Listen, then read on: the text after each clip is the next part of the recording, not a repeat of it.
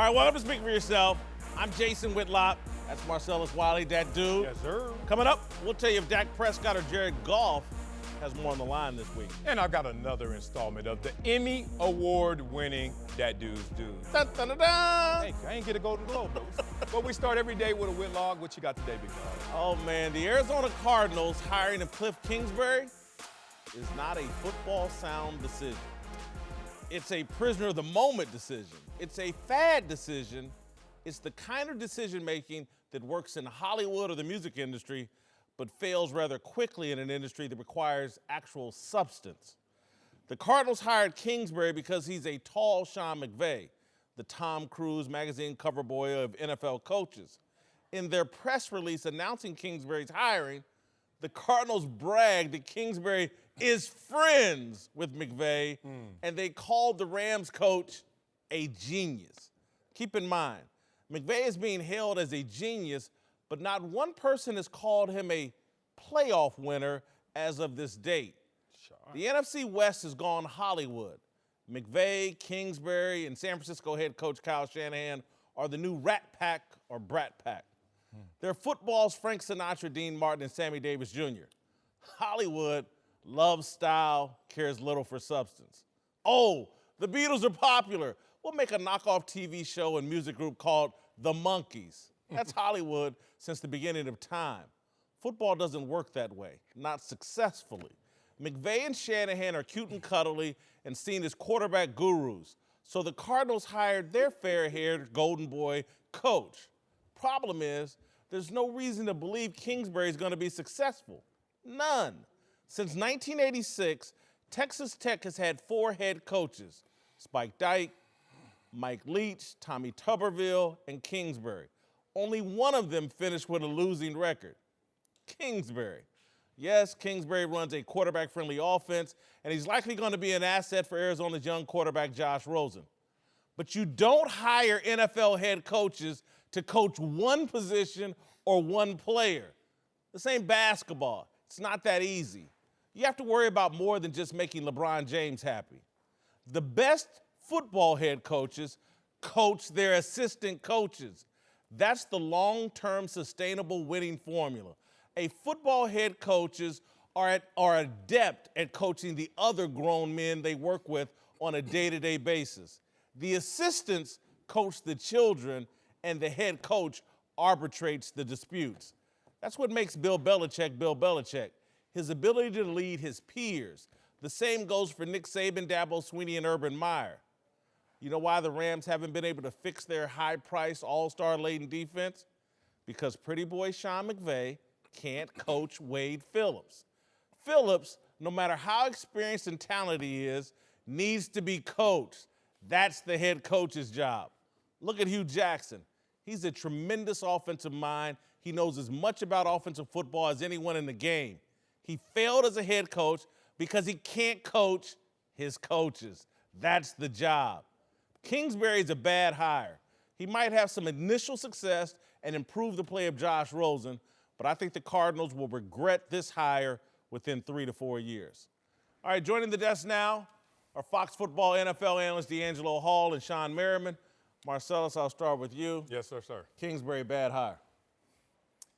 I know you got trust issues. I could tell. It just came out, and yet it does. Despite the fact that you're 50-plus years old and you're super single still, I know you got some trust issues. But dang, can you give him enough rope to hang himself with instead of saying— What'd they give him at Texas Tech?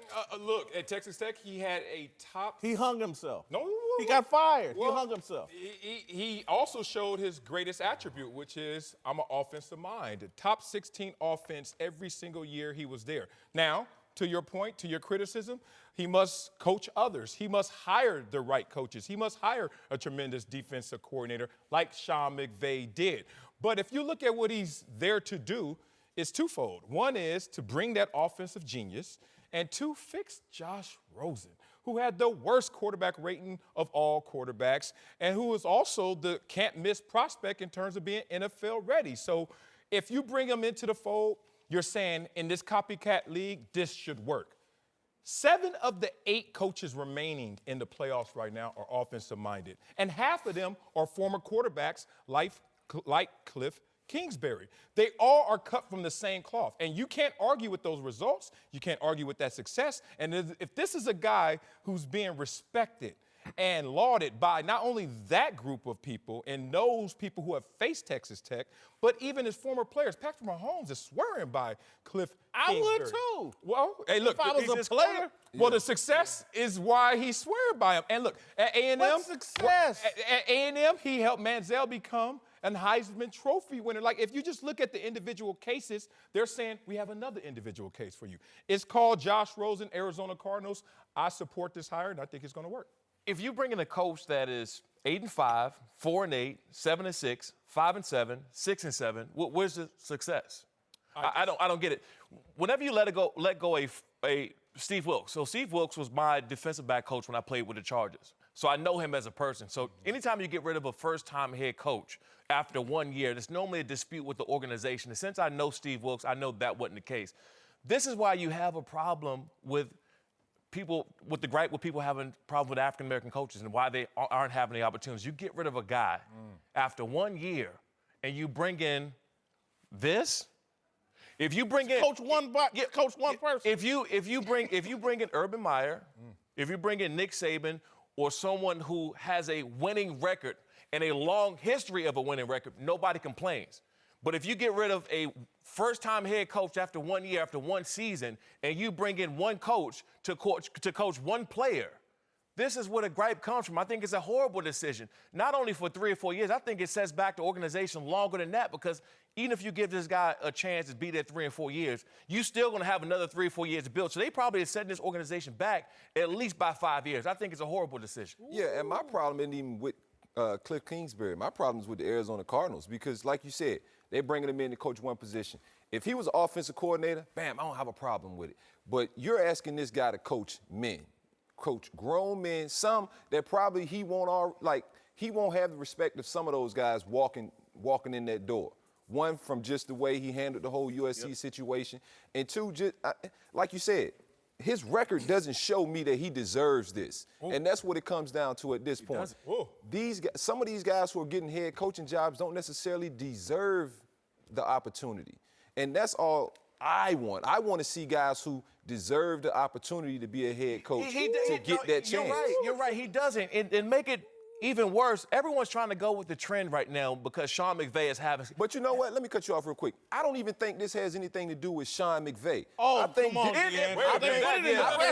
did put it in the press conference, but I think that this has more to do with Patrick Mahomes and the success he has had since coming into this league. They better move his arm to Arizona. Yeah, you know what I mean? Because they're saying Cliff Kingsbury is this quarterback whisperer or this great quarterback guru.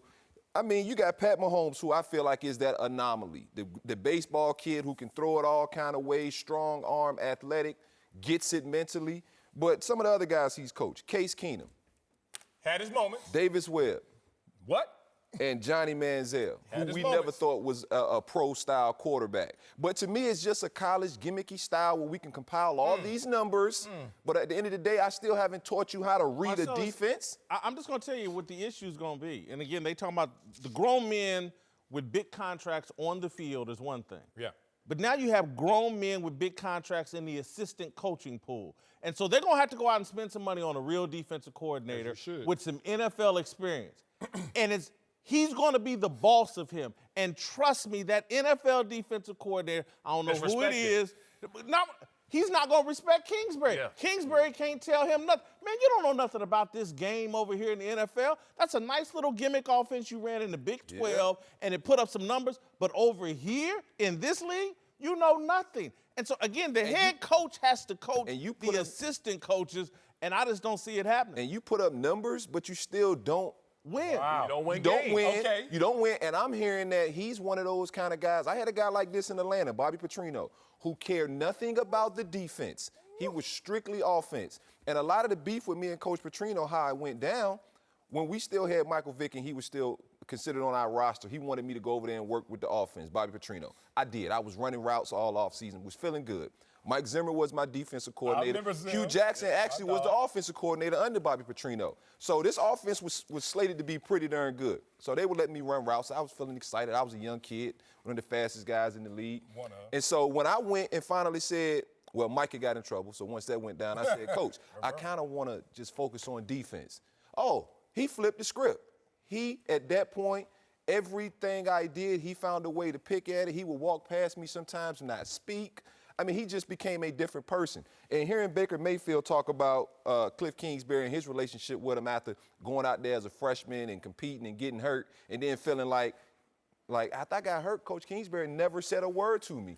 He would walk past me. He would do this. If you're on that defensive side of the ball, almost like any given Sunday, you can't have one side without the other side. Okay. And that will create a divide in that locker room. Let me cut you off. Okay, I got 3 things that I'm going to smoke all 3 of y'all right now. I got it out.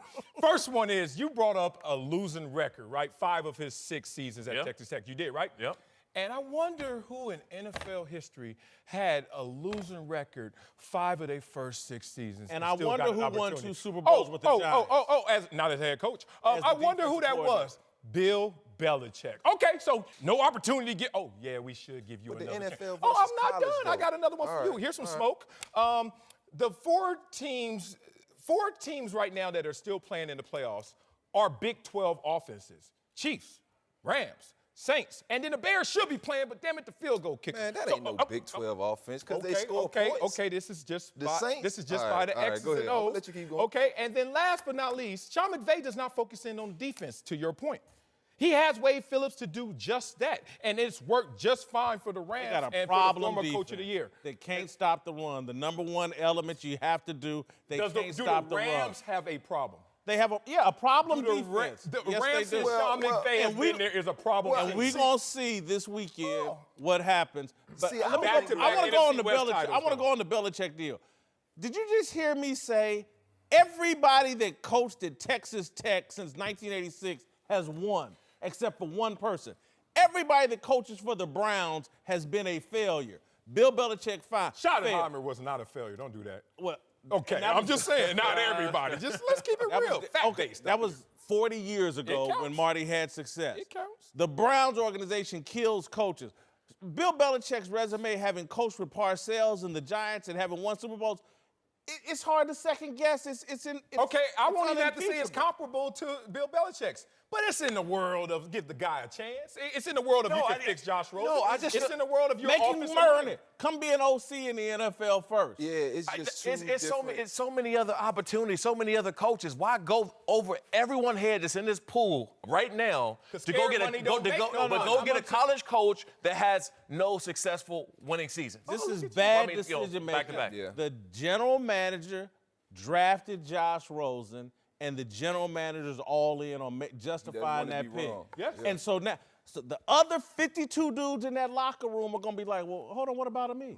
What about the entire team? You fix the quarterback, you fix the offensive line, you fix the receivers, We'll you fix see. the Wow. offense, and that could complement the defense. Y'all stop that acting like that's not complimentary football right there. Most important position getting fixed. You can't have the worst quarterback rating at your offensive quarterback There's other position. ways to fix And I'm it. going to be interested to see how he coexists with that team as a leader of men in that locker room. That is what I can't wait to see. And can you guys please stop disrespecting the process and get out of this archaic mindset that you got to be a former coordinator or you got to have some. I don't believe that. Okay, yeah. well, Merriman was Just saying have that. to I win. don't That's believe all that I'm at saying. all. You just Yeah. have to have. Yeah. You just Because have to have you want to see some guys with no head coaching experience? Doug Peterson, Sean McVay, Matt Nagy, and Frank Reich. Oh, are all those guys still playing in the playoffs? Right. Look at this. I did that. I did that. I said that. Been around football. Been around football. He made it to the NFL. playoffs. Coaching in the Sean league McVay, forever. Sean McVay didn't even go pro. At least Cliff Kingsbury was a pro player. Like y'all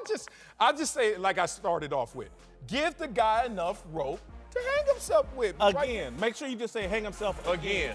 Because he hung himself at Texas Tech. And he's getting the rope. Arizona's going to give him the rope. Same as Texas Tech. Time for a couple of big stories. Whitlock and Wiley, D'Angelo Hall, and Sean Merriman are back. Let's move to Cleveland, where the Browns reportedly hired a new head coach today elevating offensive coordinator Freddie Kitchens to the top job after he oversaw an excellent rookie year by Baker Mayfield, but Kitchens actually leapfrogged Greg Williams, who took over after Hugh Jackson was fired and led Cleveland to their best season in years. I guess I'm gonna stay on the negative train. I don't like this hire. You don't like this one? No, Give it to me. I don't get. Why would he jump over Greg Williams? I don't get it. The Greg Williams finished 5-3. They finished 5-2 down the stretch. What more did Greg Williams need to do to get this job? Why give it to Freddie Kitchens? He seems a little green, inexperienced and green to me. I don't like the hire. Freddie Kitchens served as the Browns' interim offensive coordinator for the final 8 games. When did Baker Mayfield play his best football? We gave a lot of credit to Greg Williams, a defensive-minded coach, a defensive coordinator. Greg Williams was just checking in on it. Hey, Freddie, what you doing with Baker? It's looking good. Talk to you later. And then left that room, went to the other side and said, help me defense, because Baker out there balling. And Baker was balling because of Freddie Kitchens. So I love this hire again. Look at my positivity starting to rule. There's also an organizational decision that sometimes you need the older, wiser individual to call timeout for you. I like Baker Mayfield. Met Baker Mayfield when he first came out. He was doing his Facebook videos and all this stuff. And I'm like, oh, that's different. But, hey, you're the number 1 overall pick. Do you. But his energy hasn't changed from college. Like the maturity, face of the franchise, quarterback energy, whatever that is, even though I love an arrogant player, it hasn't changed. And I think this is the organization saying, I love you, Greg Williams.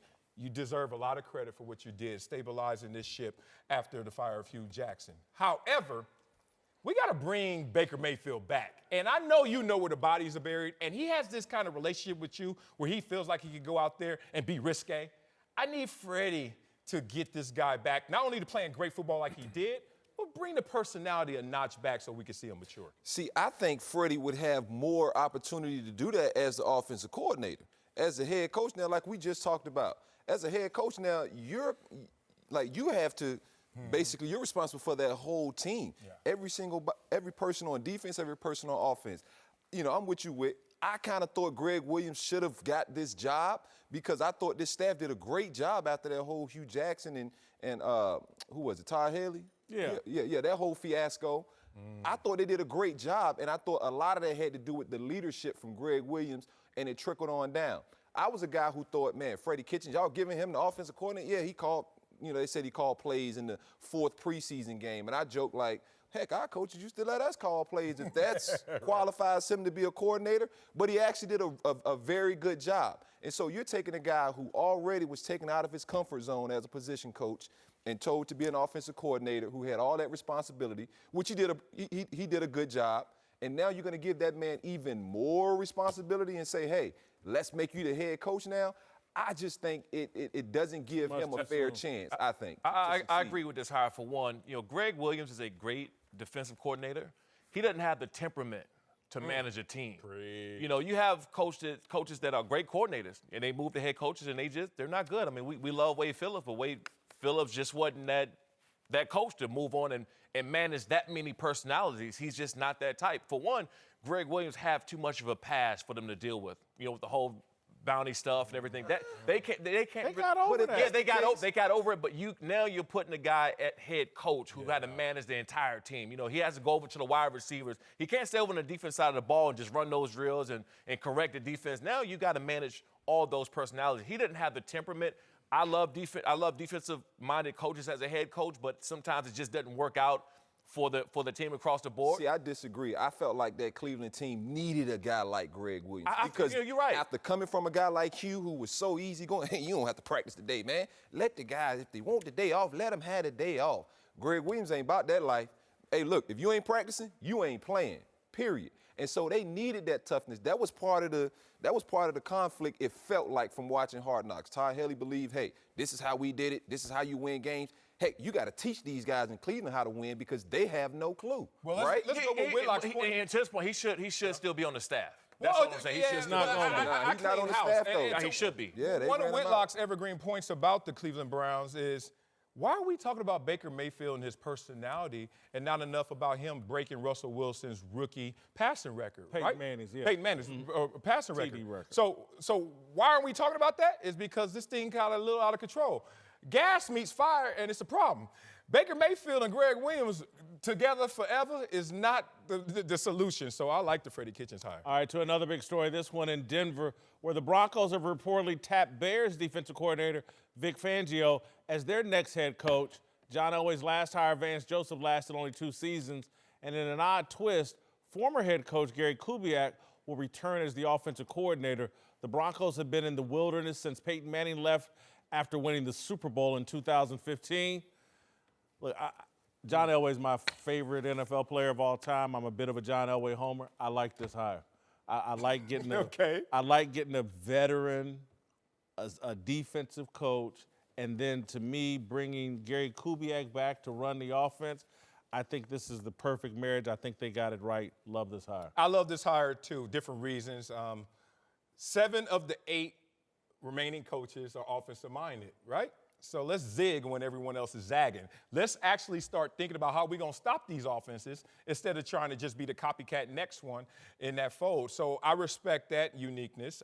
Beyond that, defense is still this team's identity, and that's where their money is as well, right? So let's double down on that defense. Get somebody who's going to run this team and run that defense. Yep. And then let's bring back someone who has Super Bowl experience with us, and now let him be the offensive coordinator and fix things on that side. So it's almost a flip model of what we're seeing from most teams, most coaching staffs, which is trying to get the head coach to look offense. They're looking defense, and then they're getting someone with experience and success to do the offense. I like it. You know, we had a general manager with the Chargers that named A.J. Smith, right? Remember you remember A.J. Smith? Oh, A.J. Smith did a hell of a job drafting guys. I believe he had one of the best eyes when it comes to seeing talent, right? I mean, he can draft the best talent, but he could not manage a team.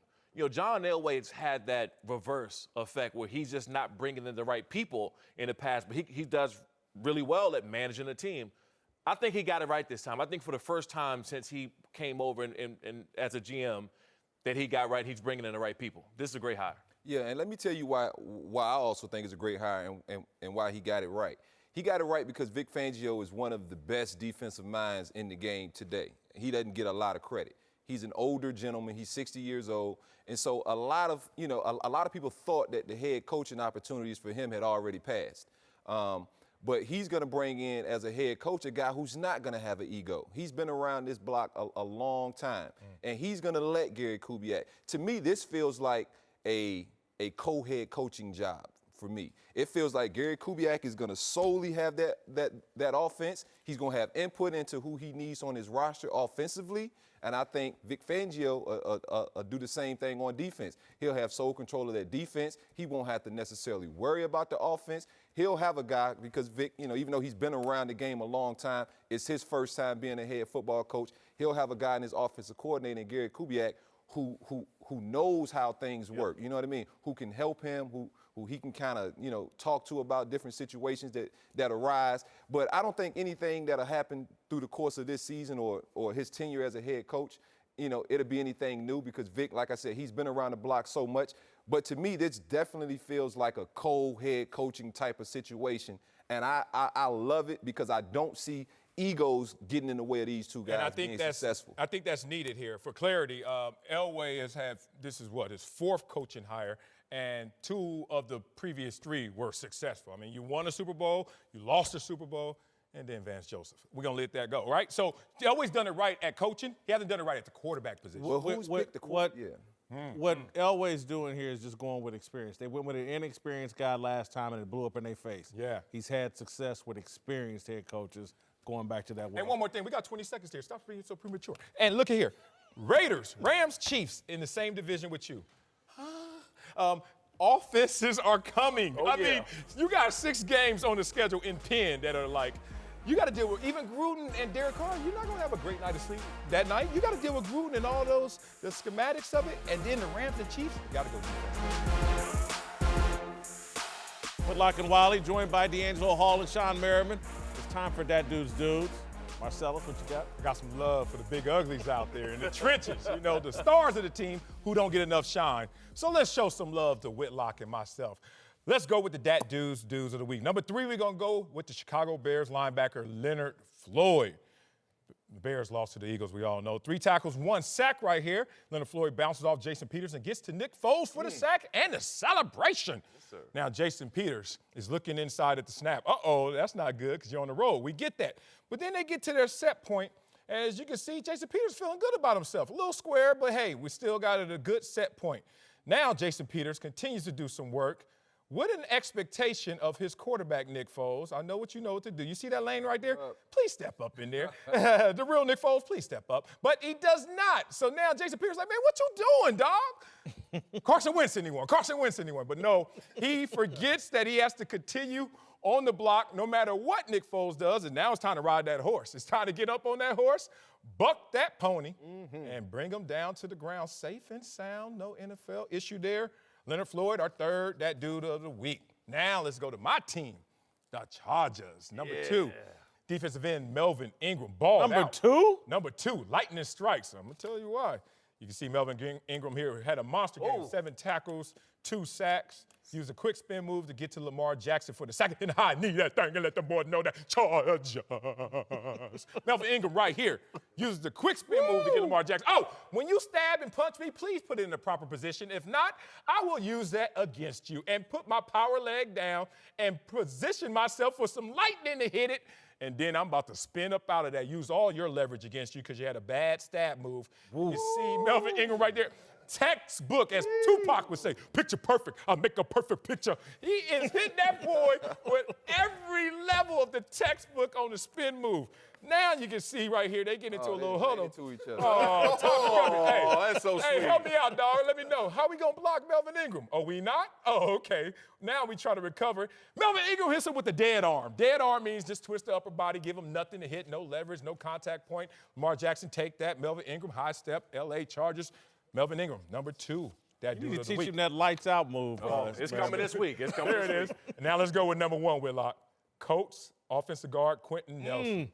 Clown suit Clowney. Boy, he's about to hit him. Now we know he's first-team All-Pro and Pro Bowler as a rookie. Nickname Earl Grey. Y'all figure that out. I love that nickname. It's amazing. J.J. Watt does well to leap and swat Andrew Luck's pass, but let's rewind and show you what really happened. Y'all watch what Quentin Nelson in there doing? Finish him. Whitlock and me wrestling over this pork chop. Let's see how this goes down. Oh, you try to hit him with the college silky swim, we call it. This is the danger of doing a swim move. If it doesn't clear, oh my God, you're going to get put in ICU. And Quentin Nelson's like, thank you, helmet, for blocking that swim move. So now he has him in this position. No leverage, Davian Clowney. Defibrillators are out. Clear. Rampart, code blue. Code blue. Oh, my God, Quentin Nelson. Nate, this is athleticism.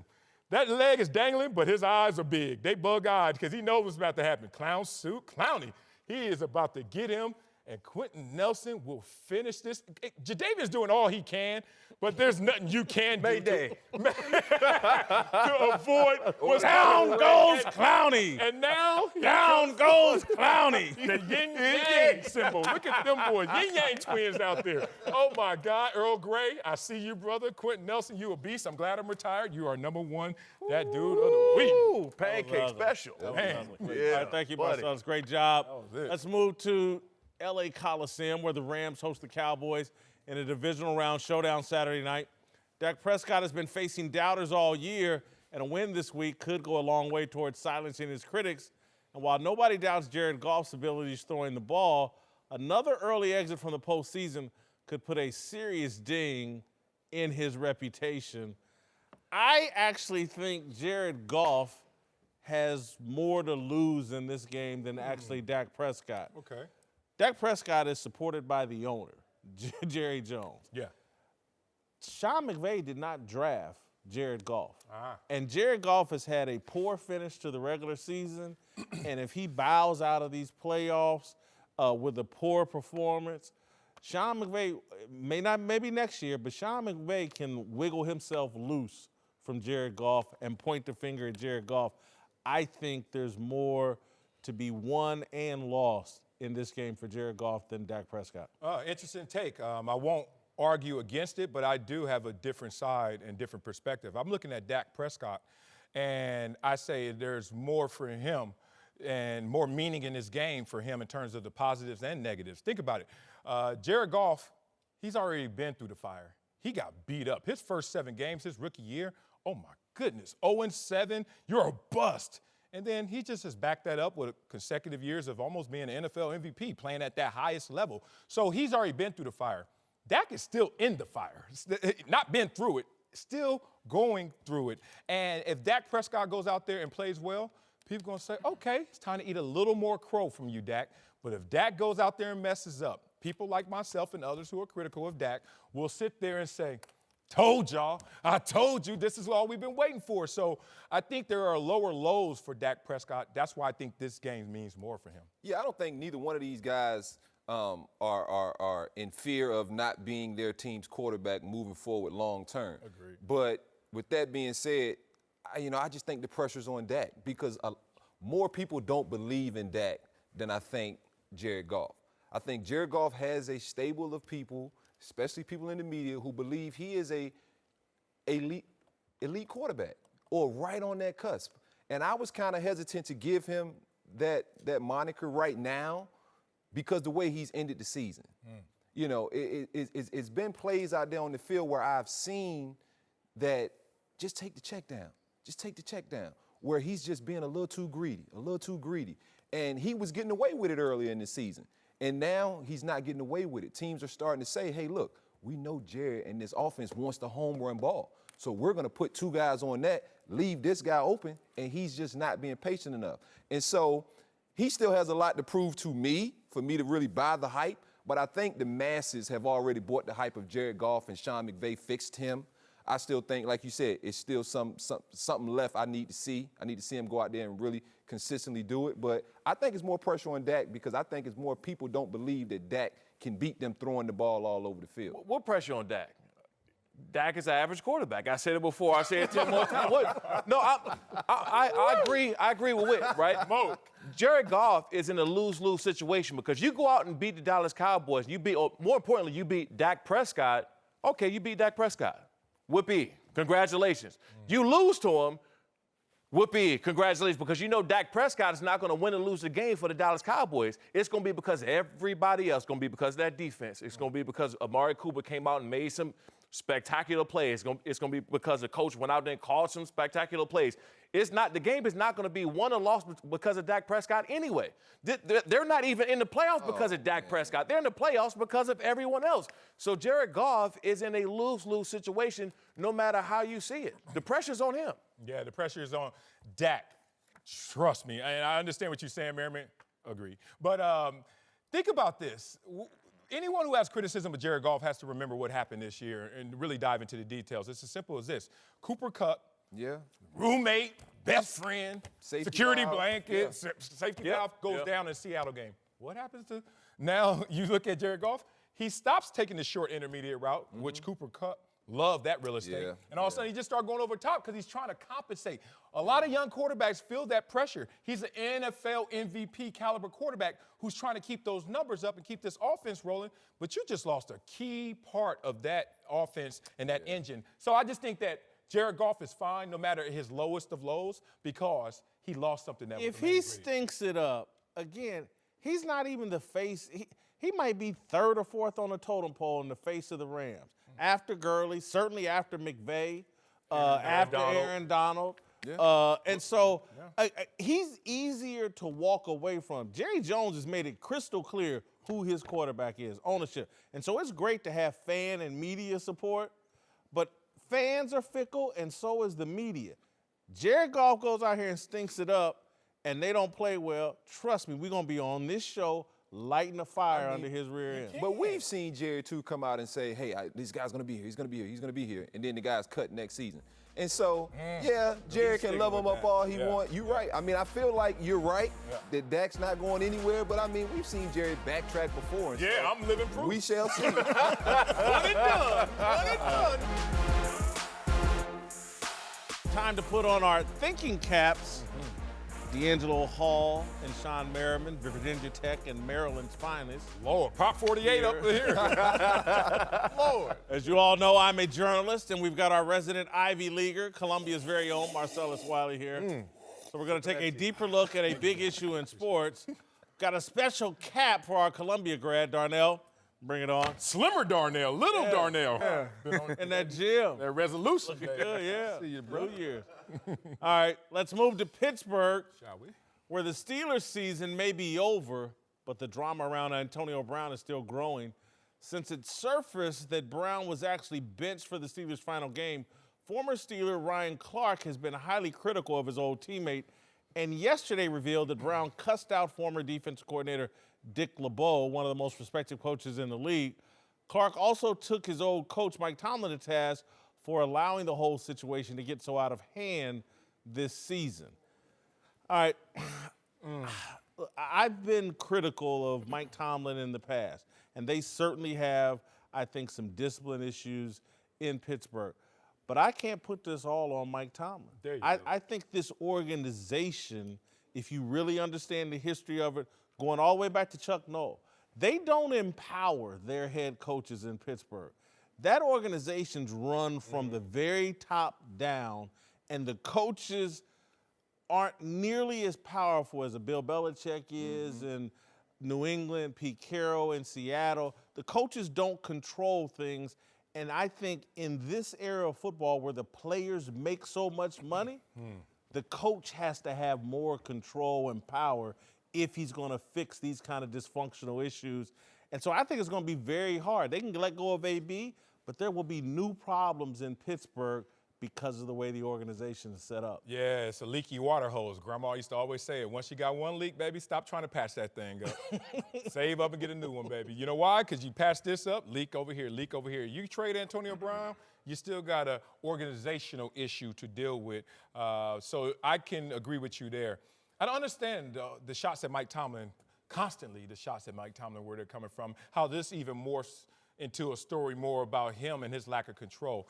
And I will answer it in several objective measures and in story. One, if we're measuring dysfunction by Super Bowl championships, not dysfunctional in Pittsburgh. Mike Tomlin's one of the 7 active head coaches with Super Bowl ring. If we're judging just by wins, you give your organization a chance, second most winning coach behind Bill Belichick. What? So where are we going with this? What is this about? Well, it just seems like there's a lot of drama coming out of Pittsburgh, a lot of issues. To what tune? To the tune of them still winning? To the tune of them still winning the Super Bowl? Didn't make the playoffs. They Right. did. Yeah, but he's never That's had a where the losing problem record. comes from. He never had a losing record. So I just want to make sure we understand what power looks like and true control from the head coaching position looks like. Bill Parcells, I'll give you this story. No one denies Bill Parcells was an amazing coach, great coach, and had total control, correct? Oh, yeah. But these eyes right here saw Bill Parcells get hands put on him in practice from one of his own players, Antonio Bryant. Now, I only tell this story at times because I love when people always say, well, this coach is losing control, losing power. I was like, even the best of them go through this. Antonio Bryant and Bill Parcells had a war of words that turned into a war of actions. And this is pre-social media, so I guess it didn't exist. But it did. And then even as recent as Bill Belichick in the Super Bowl, to show his power, to show his control, he does the same thing Mike Tomlin did. Had to bench a star player in the most critical moment. So I don't know where you want to put Mike Tomlin in terms of having control, but I put him up there at the highest place with a Belichick, with a Parcells, and he has accolades to support he deserves to be there. Yeah, and the thing that's different about this situation is, say, a place like New England, stories don't necessarily leak out of New England. You know what I mean? You got to know who you're dealing with in this Pittsburgh locker room. These guys are social media darlings. They love it. You know, they're always on their social media telling their story or what's going on or this and that. In New England, you don't have a lot of that. But these guys, to me, some players you just can't control. Antonio Brown, I don't know him that well, but as his star has risen, he's changed. He's wanted to be treated more like Ben, maybe, more like Le'Veon, maybe. And so at this point, do you have to move on from him? I think so, just because the relationship just feels like it's beyond repair. When you're benching one of your star players like that and guys on the team know the story behind why he's been benched, Guys might not want to fight with a guy like that and go to war and say, hey, I'm believing in this guy. They're paying AB a lot of money. And the emergence of a guy like Juju, you got to get rid of this headache, and you'll be all right. That's a great point. You can spin it to us and us from a distance, from our vantage point. In that locker room, you know it. And I don't care what you say, Coach. I don't care how you clear it up. Forevermore, I know what happened there. And that may take some of my spirit away from fighting for it. And you know, I give Mike Tomlin this credit because he doesn't control the roster, right? You can bench a guy, you can say something to him, but when you pay Antonio Brown that kind of money, he going to be there. Ain't nothing you can do about it. He going to be him. Yeah, he going to be him. So once that happens and once the other players see Antonio Brown do something and the coach can't do anything about it, okay, now you're going to have Le'Veon Bell. Once Le'Veon Bell do something and you can't do nothing about it because he's franchised, whatever the case is, he's going to be there for that year, you can't do nothing about it. So to your point, there's a lot of patches that needs to be filled, but it's not necessarily his job to do something about it because he doesn't control the roster, but he has put up with it for a long time. But see, even to Witt's point, I didn't know some of the inner workings of that Pittsburgh organization. And so do you think, well, I think from the outside looking in, that Ben was kind of given this blessing to kind of do whatever he wants, have coaches fired. Yeah, have coaches fired, have coaches hired, you know, moving his position coach to the coordinator spot to call more passes for him. I think Pittsburgh is a great place to coach because you're going to have longevity. They're going to be patient with you. They've had 3 coaches in 50 years, basically. That's great about it. But you're not going to have the kind of power that other successful coaches have. And that puts you in a position where Big Ben, to me, is out of control. Le'Veon was out of control. Antonio Brown out of control. We looked at the offensive line, to me, get out of control this season, taking pot shots at Le'Veon Bell and talking about his money. Joey Porter, their assistant coach, out of control, getting on the field. Former assistant. Former. He's out of And then even go back. This is what I'm talking about when Tomlin, lack of power.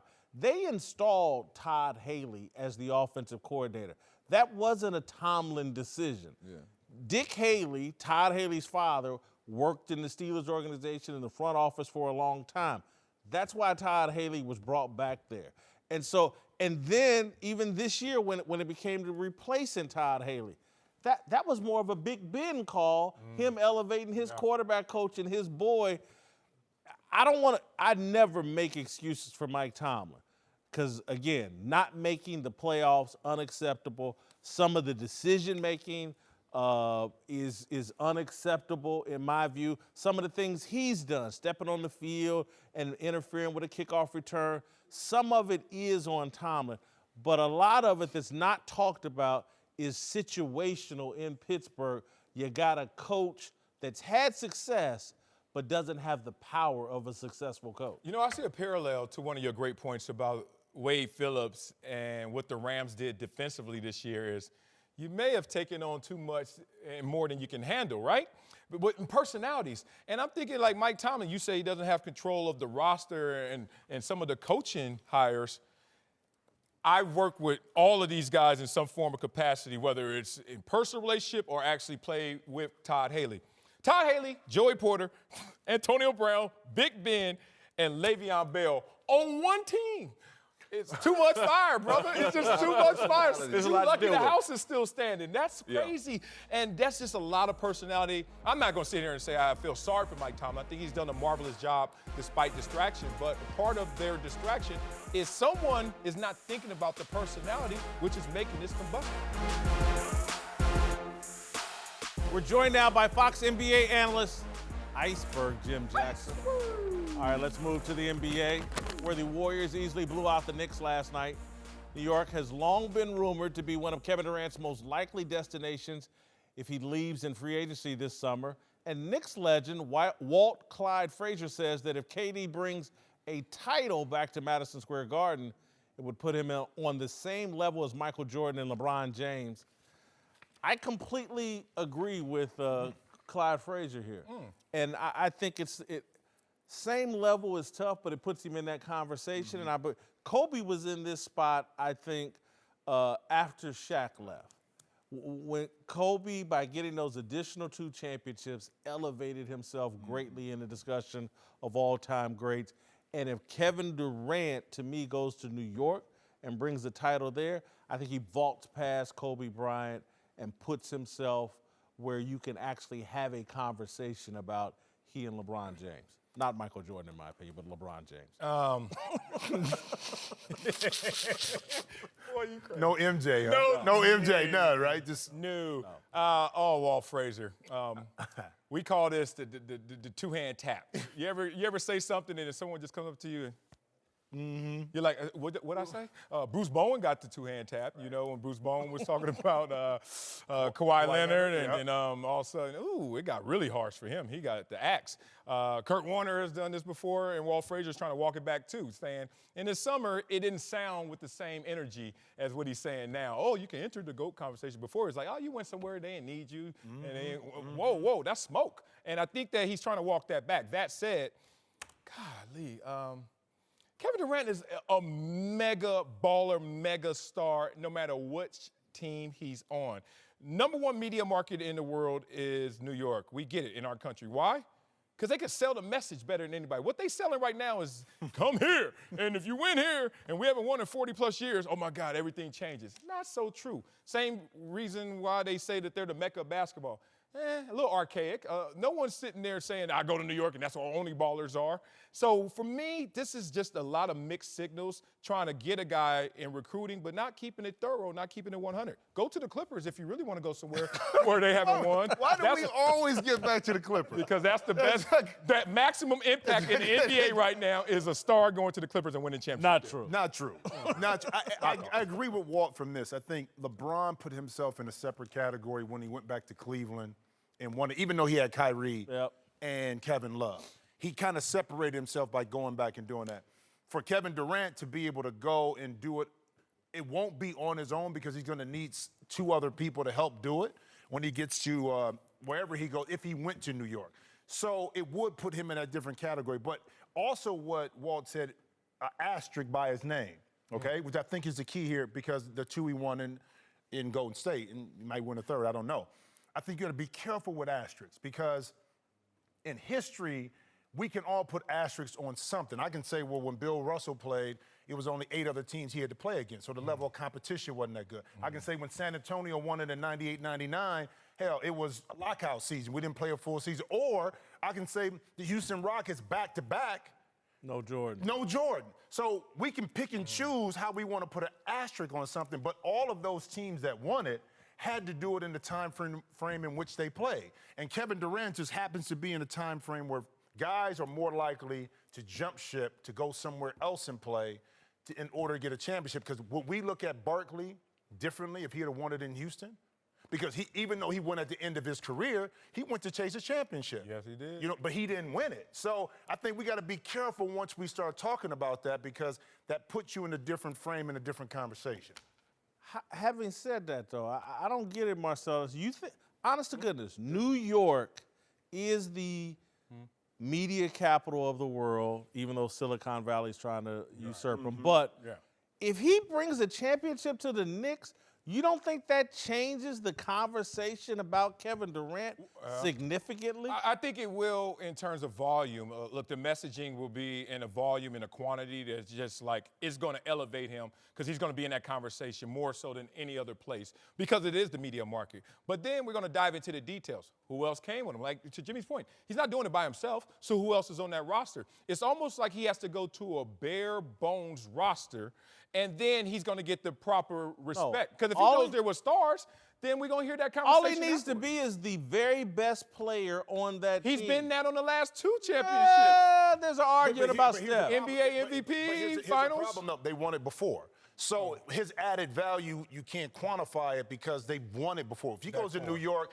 and let's say it's a guy that's right up underneath him in regards to his talent, but Kevin Durant is still the lead dog, you are going to look at him a little bit differently and say, you know what, you came to a place where we haven't won it since, 74? So now that does elevate him in regards to how you look at, can he carry a team and win a championship even with somebody else? The answer would be yes if he does it. So let's don't kid ourselves. Scottie Pippen was a hell of a player. Yeah. Playing alongside Michael. And like Michael didn't do it all by himself. Scottie Pippen. And so I would give Kevin Durant a lot of credit and respect if he went to New York and won a title. Whitlock and Wiley. And Iceberg Jim Jackson. My favorite segment, Antisocial. and Hold on, Big Oh, Swole. Big Come Swole. on, Big Swole. Our social media manager. Debo. It was like you was an add-on. Right, Big Swole. Darnell Smith is here to walk us through these Twitter streets.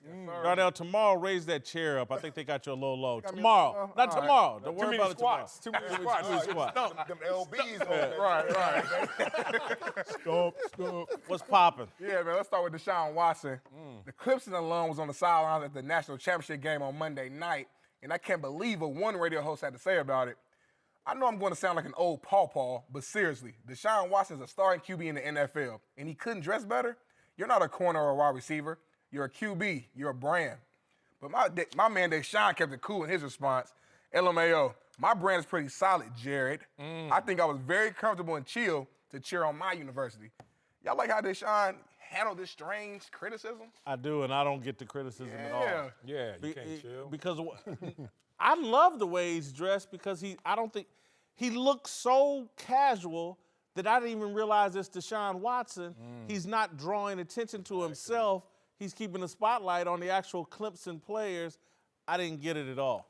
Yeah, but DeAndre Hopkins, he needed the criticism. Looking like Uncle Jimmy over there. What the hell you wearing, DeAndre? I thought you were the fashion guru. Nah, just kidding. I would have hit him with the apathy. I would have hit him with no response. Like, I can't respond to everything. But some people like to smoke in the response, so I get that.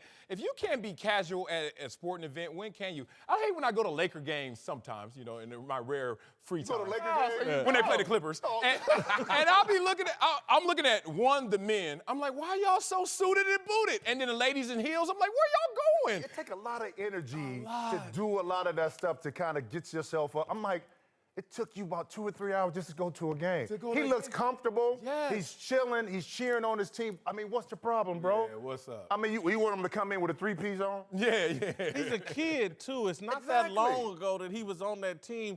There's still some teammates on there. He looks to me like a college kid. Does Jared understand that it's 2019? Yeah. Okay. Listen, let me tell you something. We go to Mastro's and eat, right? Yeah. They play hip-hop in Mastro. Thank What you. that tell you? It's on. What that tell you? No matter where you at. Okay, you know what I'm saying? It's Times on. do change. It's on. cracking. That's right. That's real. I'm going to add one last little piece. I mean, because, again, I love this look. At least he ain't out here with some $300,000 gold chain on trying to floss in front of a bunch of other college kids. Right. He looks like one of them. Yeah, don't wear I don't get cheap it. gold. 300,000, that's low. You're a starting quarterback. You better be $1 million on your neck. Yeah, like Jamarcus Russell out of the league. Go ahead. What's next, Darnell? All right, man, I got a weird baseball story here for y'all. Indians pitcher Trevor Bauer got into a back-and-forth Twitter beef with an Astros fan and college student named Nicole Giles over the weekend. Now she's alleging Bauer took it too far, even complained to the team's official Facebook page. Giles claims she blocked Bauer, but he continued blasting her in tweets, including one where Bauer exposed Giles for underage drinking. Not smart, kiddo. When you get put in a virtual body bag on Twitter, maybe just stop for the night. Just a half hour ago, Bauer posted some tweets defending his behavior as, quote, good-natured, but still apologized if it had unintended consequences. Do you think Bauer went too far in this whole scenario? No, not really. This is what the mute button and block buttons are Preach. for, and both sides could have used them. I went kind of deep on this morning looking into it. It's not like there was a bunch of profanity getting tossed around. This was two young people, to me, on both sides that initially were flirting with each other, and then it spun out of control, in my opinion. He got salty. Yeah, man. Look, it's funny that when you see stories like this, to me, it's like only the adults should enter. And sometimes if you're underage, if you were, you can get tried as an adult if you come at me on social media, right? So as soon as you enter between the white lines of social media, it's on and cracking. Let's go back. And don't get mad when you take this L, because don't get mad at my ammunition, because you don't know who you messing with. The problem is that I guess we are supposed to be the ones that defer and say, you know what, we can't fire back. Right. You know what I mean? Even when she blocked him, he kept going at her. He was like, no, I'm about to get at you. I'm giving you all this heat right now. I do think he could have pulled back a little bit, but that tweet was pretty good, though. That was great. I mean, he got her on that one. All right, what's next? Let's talk Eric Reid, who got Twitter in a frenzy this season after claiming he was unfairly targeted for multiple drug tests because of his protests in association with Colin Kaepernick. Well, the NFL and NFLPA released a joint statement saying that an independent administrator refuted those claims, and NFL Network's Ian Rappaport even added, source said it was determined that Reid was drug tested fewer times than he publicly claimed. Whitlock, I know you got something to say about this. Let's hear it. I just got a lot of Twitter off for Eric Reid. Give him the last of the bottle. Please. Eric Reid, get off Twitter, man. Get out of that Twitter matrix. The NFLPA and the NFL and Ian Rappaport all putting you on blast. Quit trying to be a victim, man, and just play football. Please. I can see the mist coming out that Twitter off. You mean that Twitter off. This mist coming out. I will say this, and this is why I always hesitated to support Eric Reid in this case, talking about unfair drug tests. There were years I only got tested once, maybe none, it felt like. Just like, man, they don't care about me. I got all these muscles. I guess they think I'm fat or something, not good. Then there were years, 10, 12 times. I was like, man, what's going on? So when it's that random, I think it's random drug testing. I didn't believe Eric Reid from the beginning. It was tough because when you first read it, you're like, oh, it makes sense because he gets back in the league. But now that, to me, the Players Association, when they jump in and they refute it, that's when it starts to get murky. Generally, they're on the player side and will defend, especially if they do investigations. So it's a little bit tougher for me to kind of agree with it once they jump on. But it's hard for me to say, how many times did he get drug tested? I mean, he don't know, and he's exaggerating. Look, man, Eric Reid wants us to care about him. That's why I was very reluctant. I kept saying, don't put this story in because I don't want to tell the truth about Eric Reid. But he's attention star. And, you know, now he's been called out. Everything's about attention. He wants to be a victim. He wants attention. Don't know about the NFL don't care enough about Eric Reid to be extra drug testing him. Make a tackle. he ain't balling like that with No. No. What's next? Goodell got $44 million. You be like, man, come on. shut up, Eric Reid. Oh, man, it ain't that serious. Right. No, it's not. All right, man, let's talk Ohio State for my guy Jim here. Oh, here we go. Where Dwayne Haskins decided to enter the NFL draft and is already generating a lot of buzz as a top pick. Haskins, who's originally from New Jersey, made it pretty clear what team he wants to play for, posting a Photoshop of him in a Giants uniform on Twitter and Instagram, teasing, don't let me go back to the crib, and tagging OBJ and Saquon Barkley. We know Haskins doesn't really have control over where he goes, but do you like him campaigning to play for his hometown team? I say be careful what you wish for. I went through this with my man Jeff George. Desperately wanted to come home and play in Indianapolis. And that's a burden, man. You got family, friends, pretend friends, and all this hype and pressure. It's a burden. Sometimes you need to get away from home, get away from the nest. Dwayne Haskins, bright future. Be careful what you wish for. Yeah, I played as close as I could to the crib when LA didn't have a team in San Diego. Look, you can handle the crib and the family and the ticket requests and the third grade friends and the ex-girlfriend from high school. You can handle all that in different doses. But the problem is perception is also reality. So when things go dry or you're a rookie and you're going up and down, that perception is, oh, he's back home. Oh, he's out there doing too much. Even though that may not be the reality, be careful. My words of wisdom is don't root to go back home because you may do it the right way, but it still doesn't look right to everyone else. My man D, go back home, bro. Look at Go back home and have fun and tell everybody, listen, this is how I get down because I figure this. I know it's tough. D Rose did it when he went back to Chicago. I briefly went back and went to Cleveland, but I was older, okay?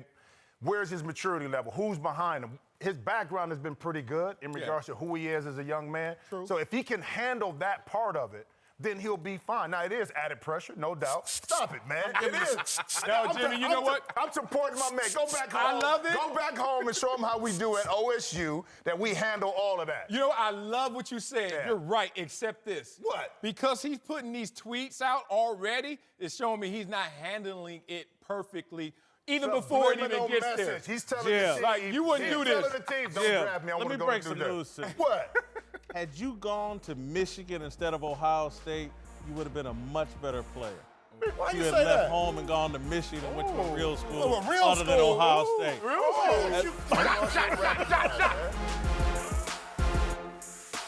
Uncle Jimmy's here to help us talk about our approval ratings for Cliff Kingsbury.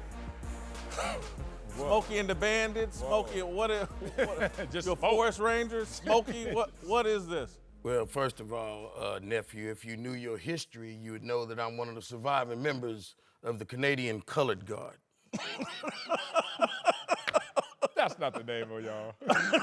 I said I'm the only surviving one. How the hell you gonna tell me what the hell I'm trying to like you now? My wife is Canadian, and I ain't never heard of no Canadian color guard. You just ain't known no colored people. That's what the hell wrong with you. All right, let's get to Thought a your wife was the highlight. only one. Let's get to a highlight from our discussion earlier about Cliff Kingsbury. The NFC West has gone Hollywood.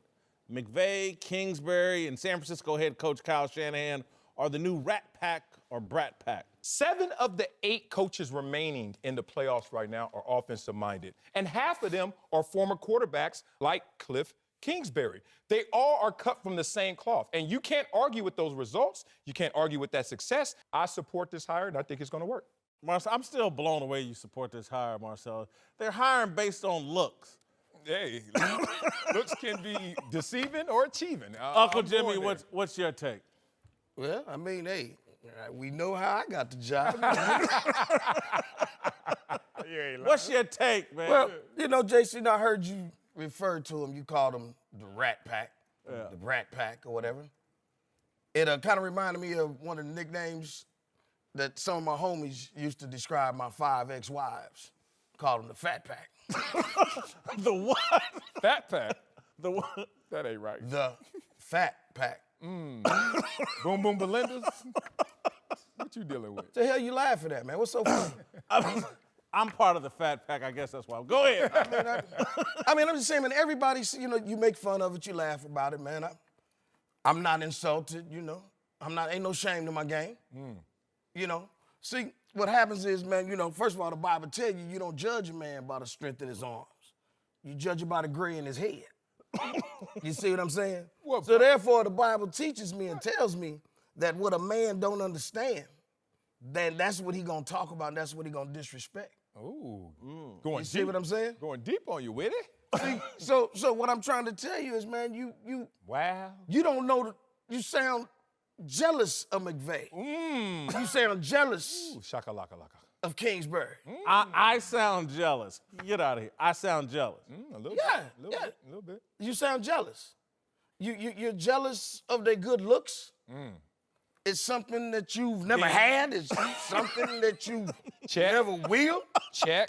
You know, good looks, the love of a woman who can go toe-to-toe with you, Check. hot wing for hot wing at a Las Vegas buffet.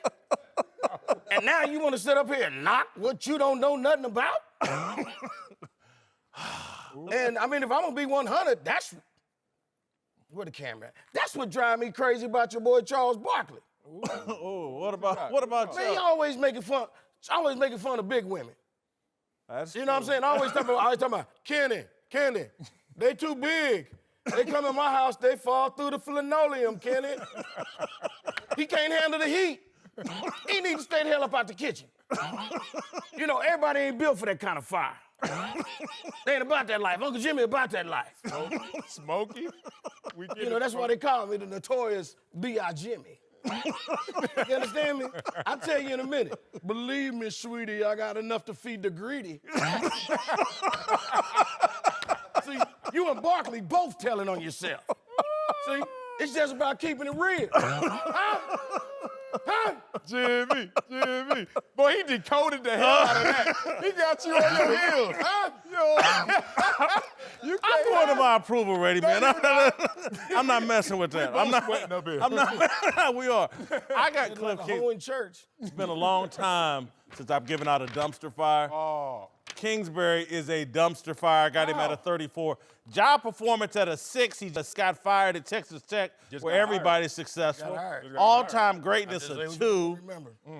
Character, I'll give him a 16. I ain't gonna go all the way. But authenticity, you just took a job at USC and walked away from it within 2 weeks.